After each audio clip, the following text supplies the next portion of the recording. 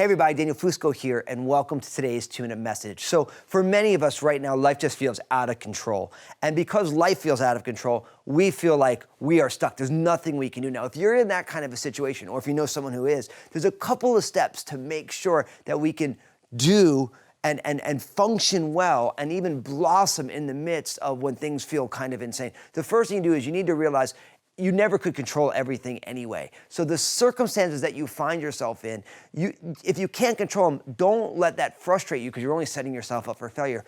At every single moment of our life, there are things that we can't control, but there are things that we can control. So even if you can't control everything, you can choose to control how you're dealing with the things that you can. So one of the things that I have found is that when life feels out of control, my job is to say, I want to show up at this in a loving, joyful, and kind way. Just that alone changes the situation because I can't control certain things. But if I say, I want to be loving and kind and joyful in the midst of it, guess what? I have an opportunity to be able to do that, and so do you. And then third, listen, when things feel out of control, not only can you not control everything, but there's certain things you can control. You can always be a person of prayer. One of the things that I've learned is that everything that I'm experiencing as a person is the curriculum that God wants to teach me. And if I'm willing to come to God and say, Lord, I don't understand any of this. This just feels out of control. I feel like I'm spinning out of control. I'm doing my best with what I have control over to make good decisions. But God, what are you doing right now? What are you trying to teach me right now?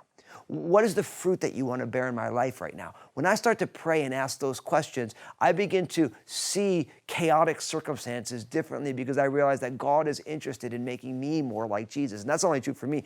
I believe that's true for all of us. So this is what we do. I want you to share this message because many people are struggling, feeling like things are out of control. And in the comment section, I want you to talk about when things are out of control, this is my action plan. These are the steps that I take to try and find peace in the midst of the storm, to be calm and to be cool and collected in the midst of the circumstances that we find ourselves in so we can learn from the things that each one of us is learning and going through together. God bless you today.